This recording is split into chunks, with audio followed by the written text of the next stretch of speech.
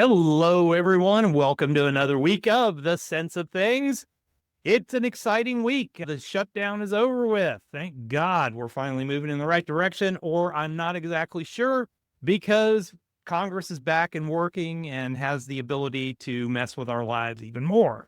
So we'll talk about that. Ron has got some great stuff today. He's going to talk a little bit about biotechs and their kind of unique run up here. We're going to talk a little bit about the S&P 500 since 1950 and where poverty is in the country.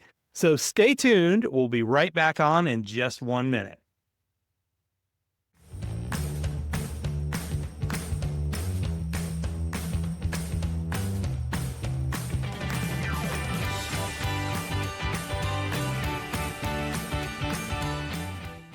All right, everybody, welcome to the show. Hey, Ron, how you doing, man? Morning. Yeah, government shutdown is over, and it's funny. I've heard more mudslinging on both sides since than before the shutdown is over. So we'll have to see how they decide they want to address the health care, because that was the Democrats' sticking point. And I mutually despise both sides.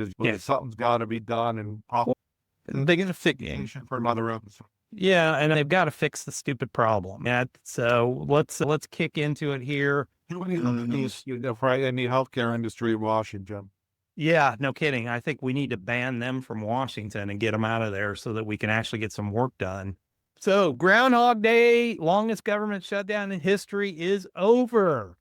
However, the lingering the FAA is still reducing flights through tomorrow at least at 10%, and then everything will start coming back online. But you got to figure there are hundreds and hundreds of flights that have been canceled, and they were even canceled going on towards the holiday.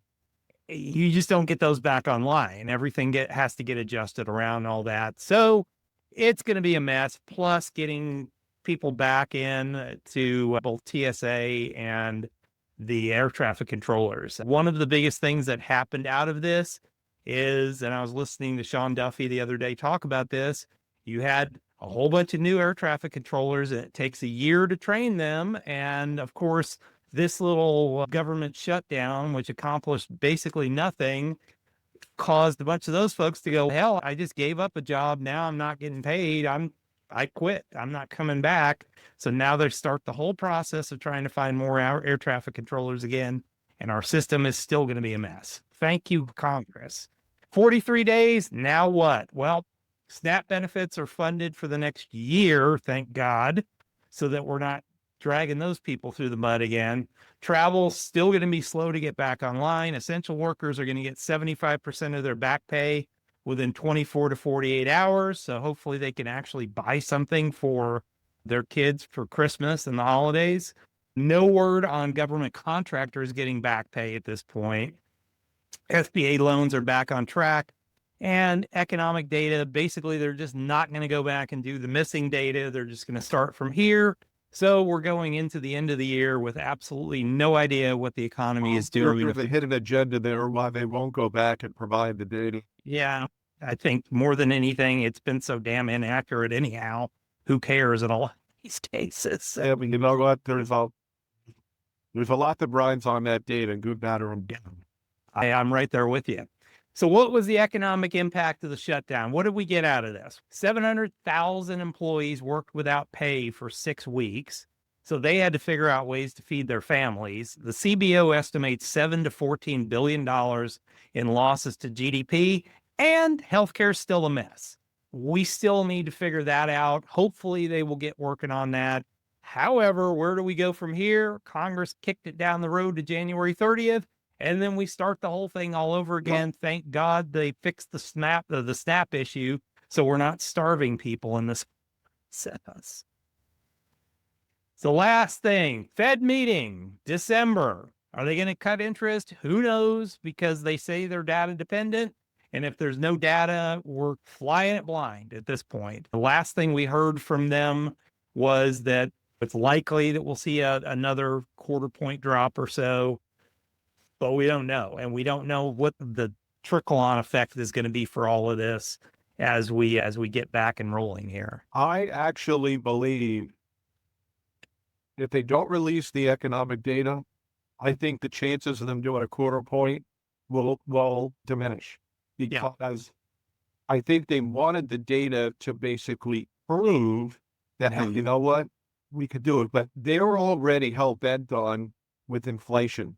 Things are going up. That's why they came out the other day saying coffee, bananas, and some other things they're gonna lax tariffs because of the cost. So I think with all that, I think the Fed may remain unchanged till the January February meeting.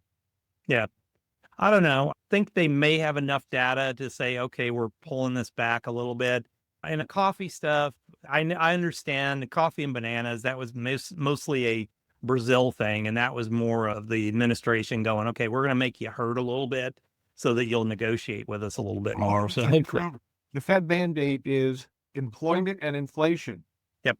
We didn't get the numbers for September and we don't have them for October. How can they?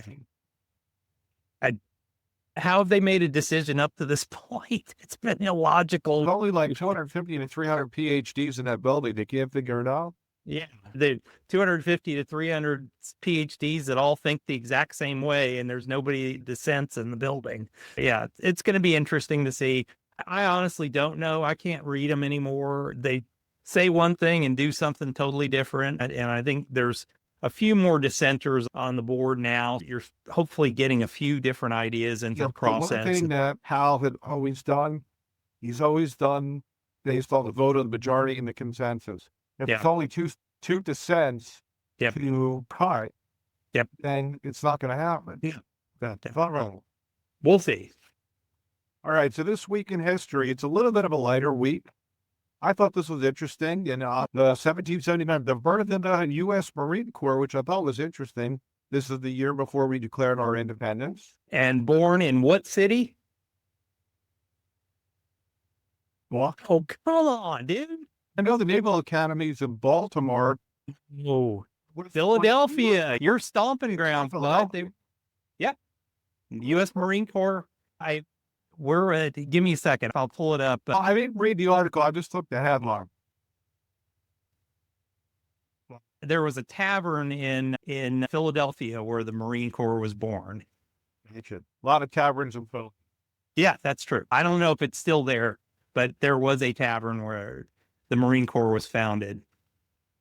You get that. I'll keep going here. 1776, English newspaper announces Ben Franklin joins rebellion in America. I can tell you, obviously living in the Philadelphia area, a good chunk of my life, if you read about Ben Franklin, besides all of his interesting sexual exploits, Ben was a Renaissance man before his time. Oh, God, yes. The things he invented and how he literally was really one of the key architects of how our country got developed, and he never held political office, which is even more. But I thought this. Well, I guess he was a delegate to the both conventions. So the interesting thing is that he was a true Brit. I mean, he supported Britain, and he was very obviously in bed with France too, because he was one of those delegates. But my point is that he just got to a point where he realized Britain's on the wrong side of history.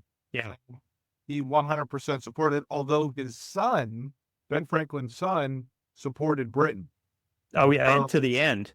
Yeah, he basically the colonists in New York, they took him, or in New Jersey, took him, and they took him into custody, and he ended up living the rest of his life. They never spoke again after his son was arrested and taken into custody, and then eventually he went back to England. They never spoke again. I always recommend PBS has a great 2-part special on Ben Franklin. Yep.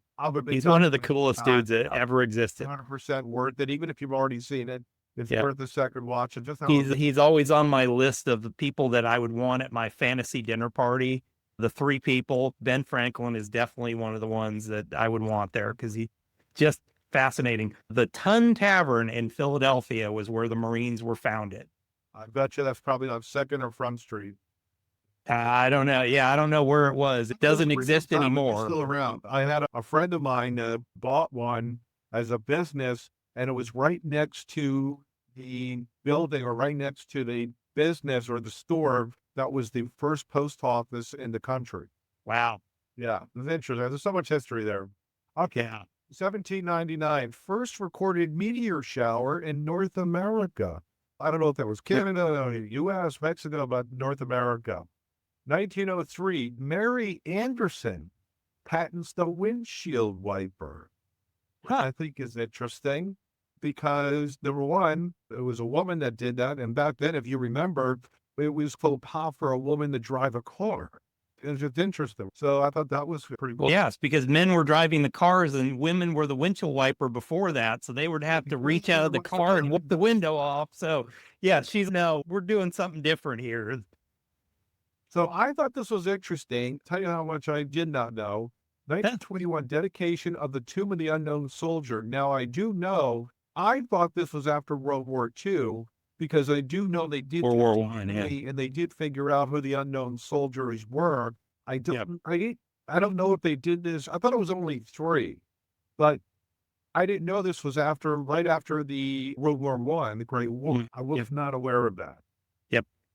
Yeah, I think there's what, 4? Because there's the World War One, World War II, Korea, and Vietnam. I don't think, because there are no unknown soldiers from any wars after that, because we've always gotten them back and done that. But yeah, I think there's 4 total. I never looked that up. I feel like I should know because I have been there in DC. Yep. And I thought I knew it, but I guess I don't. Yeah, I had some really good friends that were actually part of the old guard there that guarded that. It's a great job, but it's a man, that is the most strack unit in the entire army as far as uniforms and everything else. They're not allowed to drink. They're not allowed to smoke. They have to have a certain regimen in their life. It's an honor to do it, but it's a very disciplined life.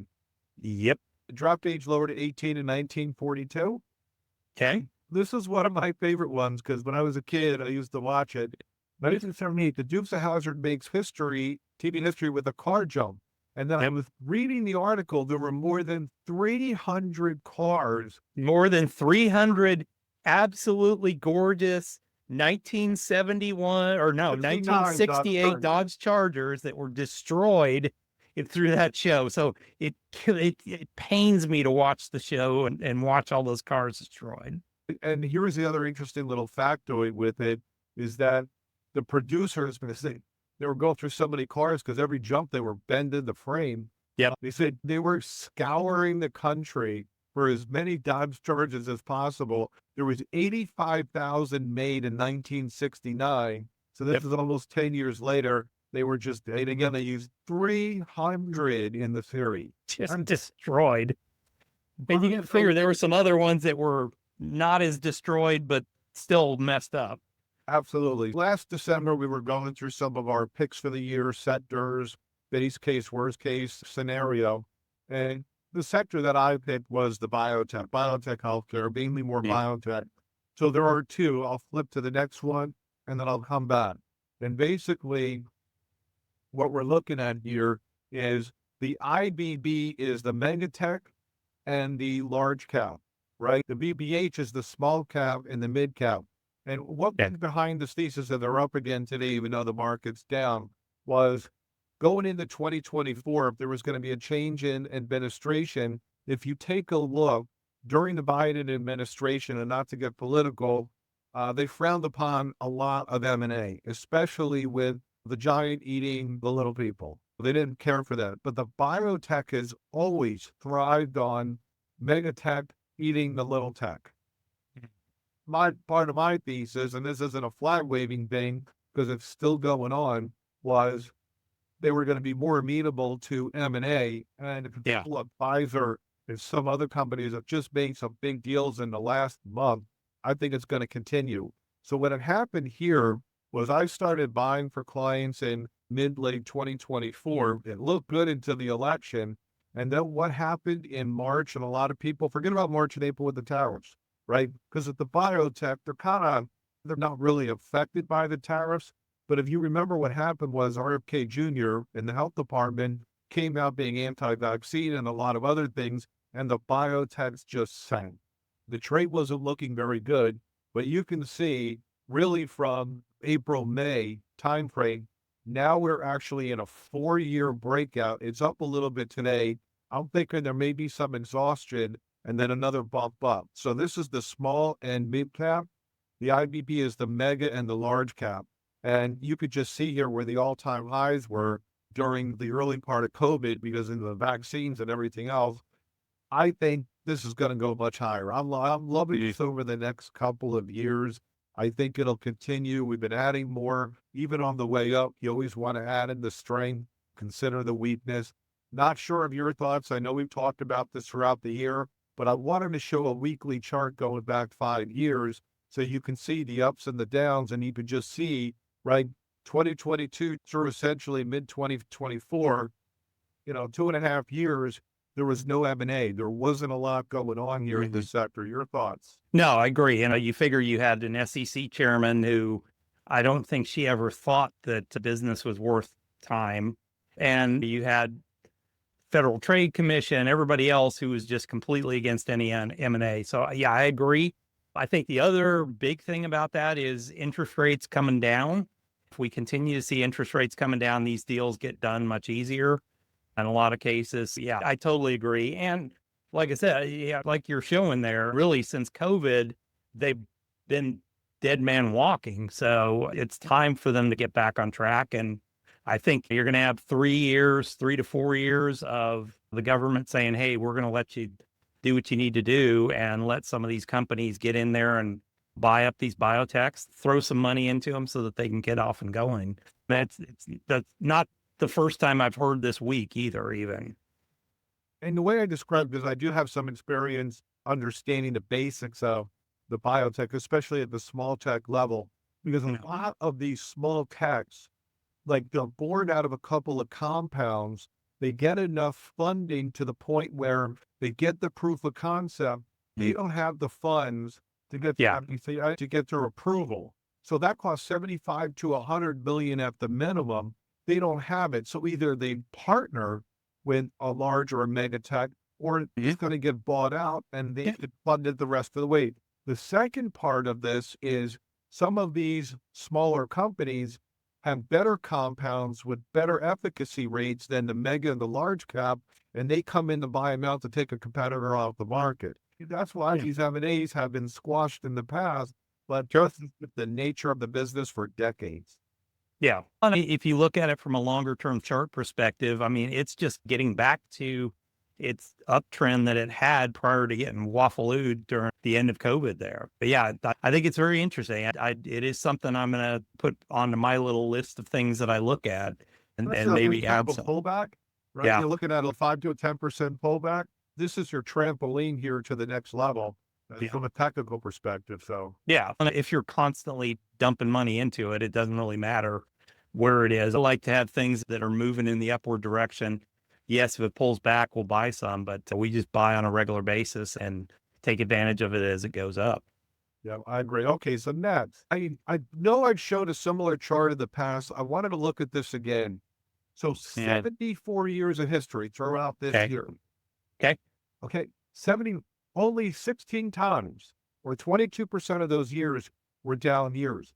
Now, the reason why it's tough to believe that is because of the malaise that we went through in 2007 and 9, because we hit the peak of the market in October of 2007, troughed in March. So 2008, even though it was down 36.5%, this was a 17-month pullback that people didn't think we were going to get out of. That obviously, even though we troughed out on a 66% downslide from peak in October 2007 to March of 2009, we were up almost 26%.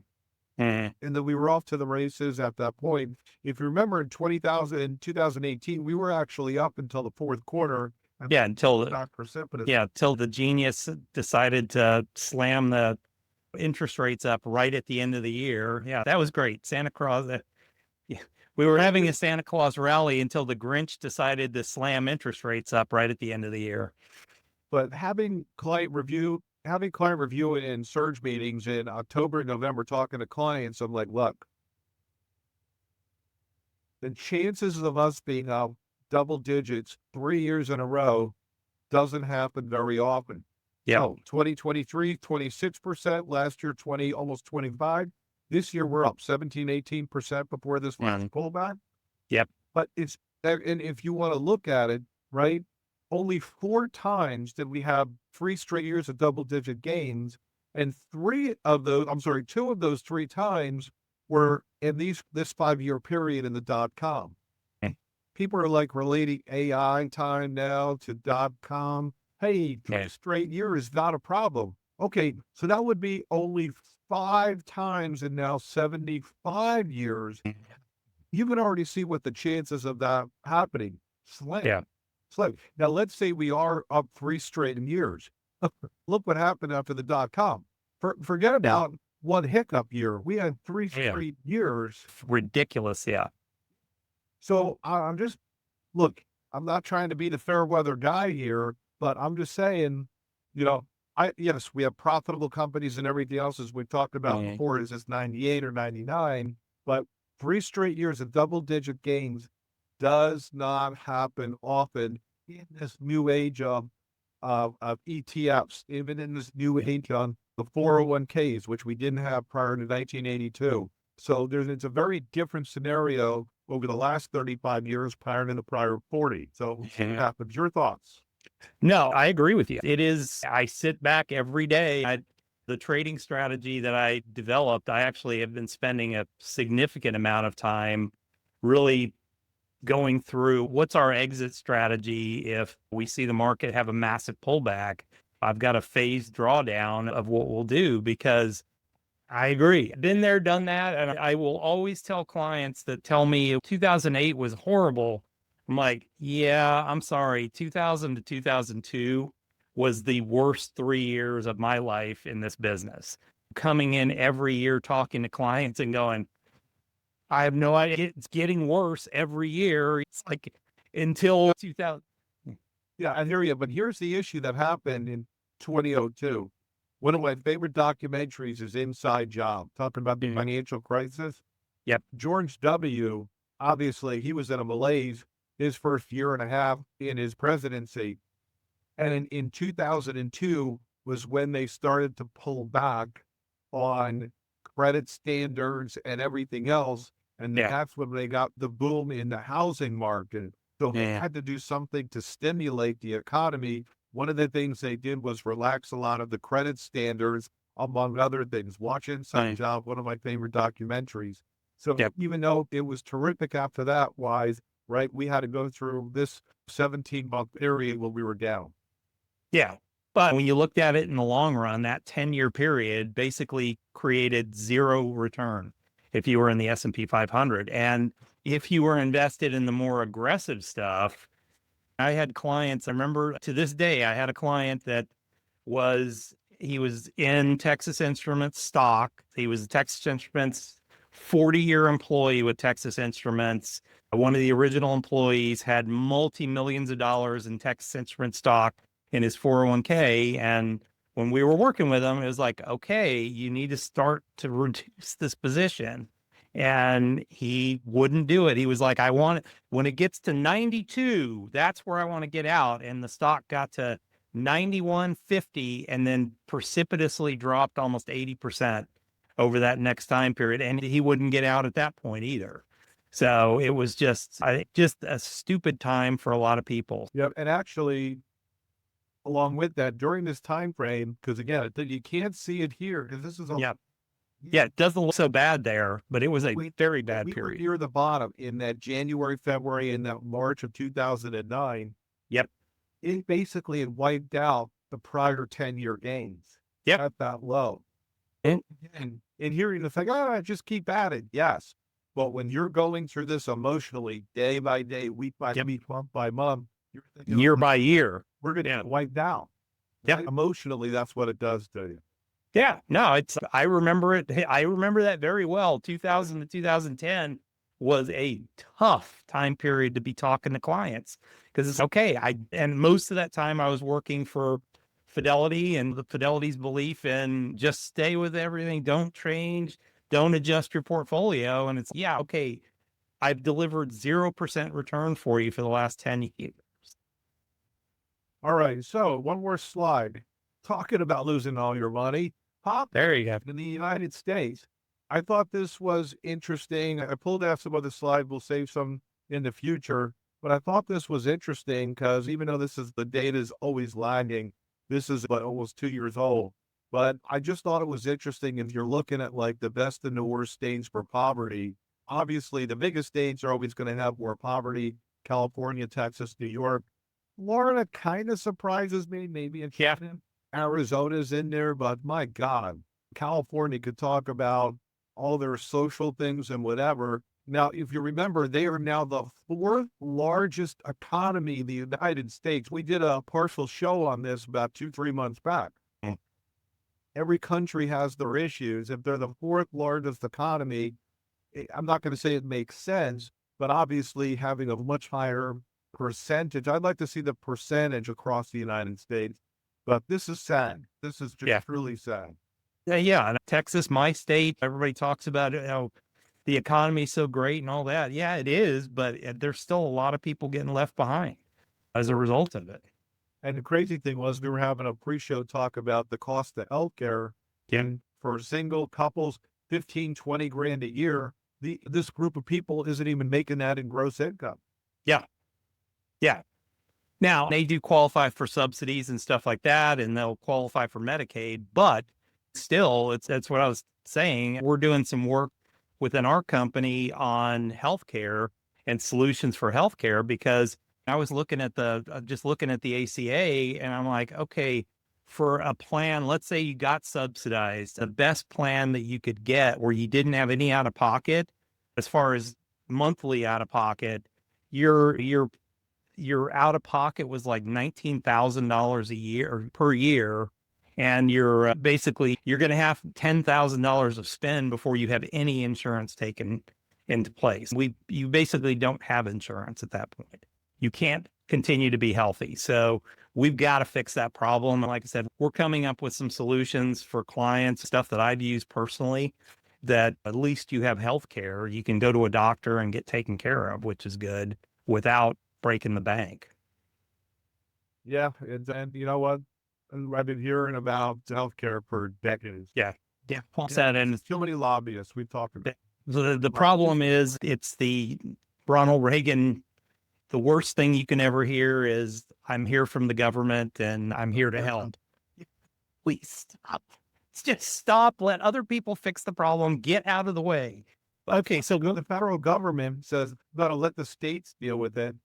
Yeah. I don't know that's necessarily the solution, because each state has their own healthcare situation. Yeah. But there's got to be some kind of a happy medium. I don't know what it is. All I know is even for right now, a single person, it's just unsustainable. Yeah. For my wife and I, it would have been $2,500 a month for a healthcare plan. I'm like, for a horrible, shitty healthcare plan on top of it. All right. So one last fun thing before we get started, I was on my little research here with the Ton Tavern. What was it called in the 1740s? And to answer your question, it was at Water Street and Ton Alley. I think that's by the Delaware River on the east side. I believe so. I remembered it being in that area, and it was originally called Peggy Mullen's Red Hot Beefsteak Club. Love it. I love the branding. All right, folks, thanks a lot. Hopefully you enjoyed some of the fun facts and our little discussion here. We'll be back next week. Thanks a lot for watching. Make sure you subscribe to the channel and give us an upvote if you can. Thanks, and we'll see you guys back here the next time.